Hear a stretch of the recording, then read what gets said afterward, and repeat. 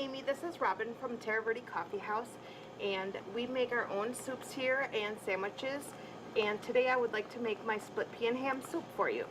So to start the process, the first thing we're going to do is we're going to rinse our peas, and you want to rinse them really good and sort out if you have any bad ones. That's very important because otherwise they don't cook up nice. So we're just going to run some cold water over them. Make sure we got everything, it looks pretty good.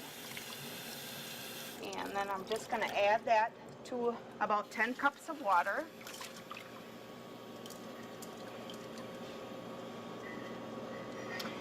And I'm going to shorten up the process a little bit here, but usually you would let that boil till they get real thick, about 30 to 40 minutes. And while that's boiling, then you just give it a stir. And then what we're going to do is we're going to add our ham. I have mine all chopped up already. And then I usually just chop up my carrots.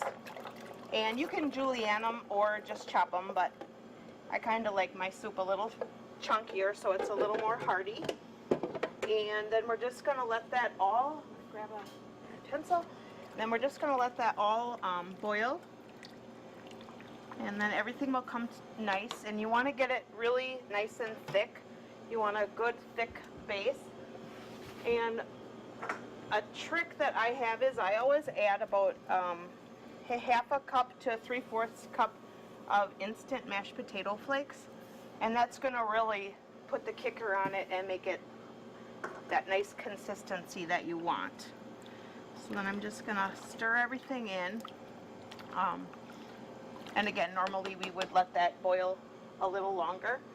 And then we're going to just add a little seasons.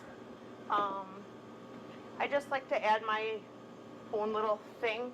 I don't really measure my seasonings. I'm kind of a on-the-go type thing. But I always like to add celery salt to my soups. I always think it gives it a nice flavor, along with a little white ground pepper. I prefer the white pepper because it doesn't look like you have dirt floating in your soup if you have a lot of black pepper in it. So it just kind of makes it a little prettier.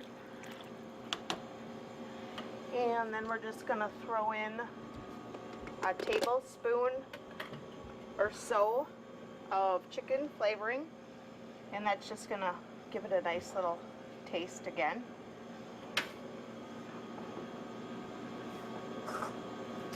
And then if you want to add salt to it, then we could just add a little salt. I try not to cook with too much salt at the coffee house here because a lot of people are on different diets and they can't have a lot of salt.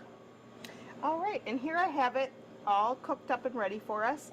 And I like my pea soup to be really thick, and so if you want it thick, then you want to add the potato flakes. If it gets too thick on you and you want it a little thinner, you can always just add a little water to it to make it to the consistency.